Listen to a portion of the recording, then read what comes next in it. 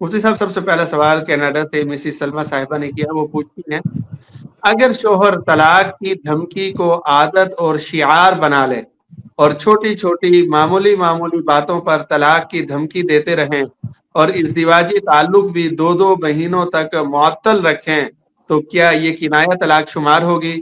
शादी को कुल 16 साल हो चुके हैं और पिछले 3 सालों में मुतअद्दिद बार शोहर मामूली बातों पर ये अल्फाज इस्तेमाल कर चुके हैं जो कि दर्ज झेल है।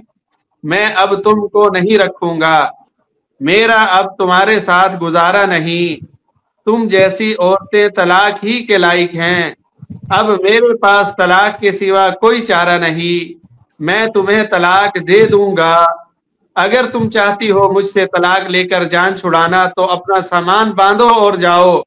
ये ऐसे मुबहम अल्फाज हैं जो अजियत देने के लिए बहुत इस्तेमाल किए जाते हैं।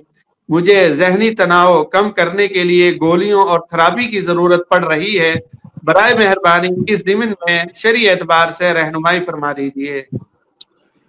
बिस्मिल्लाहिर्रहमानिर्रहीम नहमदुहु व नुसल्ली व नुसल्लिमु अला रसूलिहिल करीम।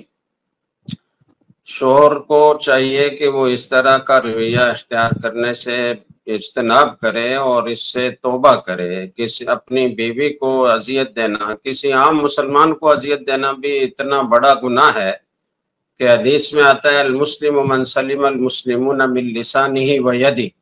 मुसलमान सिर्फ वो है जिसके हाथ से और ज़बान से दूसरे मुसलमान महफूज रहें।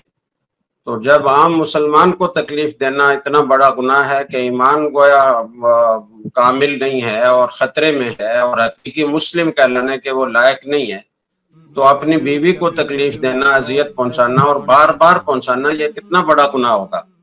तो हुस्न सलूक का हुक्म है। खुद अल्लाह ताला ने सिफारिश फरमाई है ख़वातीन की, वआशिरूहुन्ना बिलमारूफ, कि इनसे हुस्न सलूक से पेश आओ।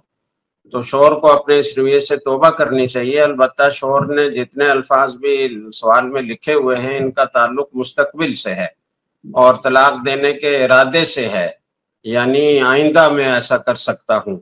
तो इससे तलाक तो वाक़ई नहीं हुई, लेकिन ये अल्फाज इस्तेमाल करके बीवी को बार बार अजियत पहुंचाना बहुत गलत है। और कभी अगर ऐसा जुमला निकल गया कि जो हाल का माना देता हो या माजी का माना देता हो, तो तलाक भी वाक़ई हो जाएगी, फिर परेशान होंगे। सोशल मीडिया पर सबसे कदीम और सबसे रिलायबल ब्रांड दरसेकुरान.com